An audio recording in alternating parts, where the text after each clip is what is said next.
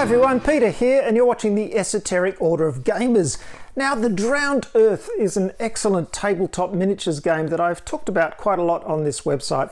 It's a very small publisher, there's one guy doing most of the stuff, and it's a really good game. I really enjoy playing it. It's got a reaction-based system which is very dynamic and exciting. There's a lot of fast movement and parkouring across terrain and stuff like that. It's great. Now, when I first started playing it, I wanted a terrain board that matched this post-apocalyptic sunken world. There's a lot of water in the Drowned Earth, surprisingly enough. So I decided to make one, and I filmed the process as I did it. So here's the footage with a voiceover and also a bit of a showcase of the kind of terrain you can use to make a spectacular looking Drowned Earth board. Hope you enjoy it. Let's get started. The first thing you'll need is some MDF battle boards. These usually come in 1 foot by 1 foot sections. I've attached all these together permanently with the clips that are supplied, and I've actually used a little bit of wood attached on the sides as well, like this, so you can see that it's permanently attached into a 3 by 3 grid. I'm covering all that with quite a few layers of ready mixed filler like this, just to fill little gaps, the join holes, and make a nice flat surface as much as possible. You could also reinforce the joins underneath with some hot glue if you like. First thing I do is just paint the whole thing dark blue with some old large brushes like this, just using cheap acrylic paint.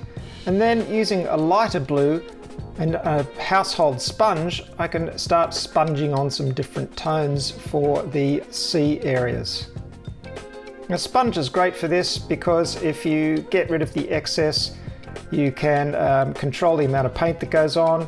You can change the tone by just mixing it on a rough piece of paper so it blends quite nicely. But you know, this is a board, you're seeing it from a distance, you don't have to be too exact. I then put on a base colour of dark green for the areas where I want sort of marshland or ground, and then did the same with a light green as well. You can see you get a nice bit of texture in there. And now I'm putting on some light green just to add some variation in that green area.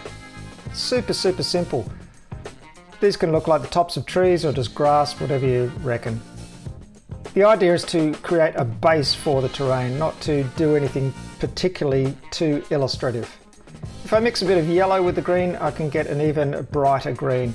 And then I've got a feeling of depth to those ground areas.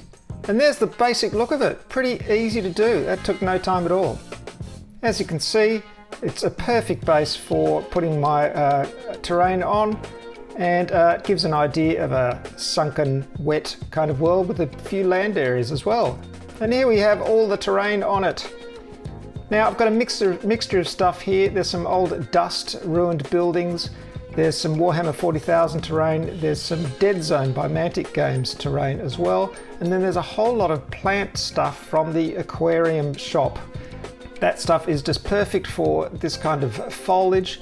I've also got some hexes there, you can see, with some palm trees and stuff. They're from Heroescape. I don't know if you can get those anymore, they're actually really expensive these days on eBay. But you can get a lot of great stuff from the pet store in the aquarium section. And using this variety of terrain, we've got a nice ruined jungle post-apocalyptic landscape to play our Drowned Earth games. And this is one thing I love about Drowned Earth, that it's got this kind of lush setting, and all this foliage and everything gives it a lovely, bright, colourful setting, and mixes really well with the post-apocalyptic buildings and ruined buildings and things like that. You can see it makes for a pretty spectacular tabletop.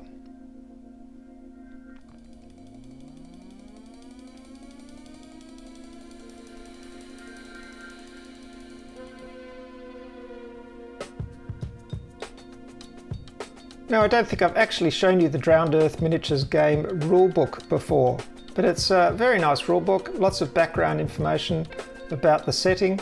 The rules are pretty clear to understand. Of course, I've got a rule summary and reference on orderofgamers.com that you can download. It'll make playing the game even easier. But the rules are pretty straightforward, though, as I've often said, very dynamic and interesting. So back to the terrain. I've also added, you can see there's some bits down there from Kill Team, Orc Terrain as well.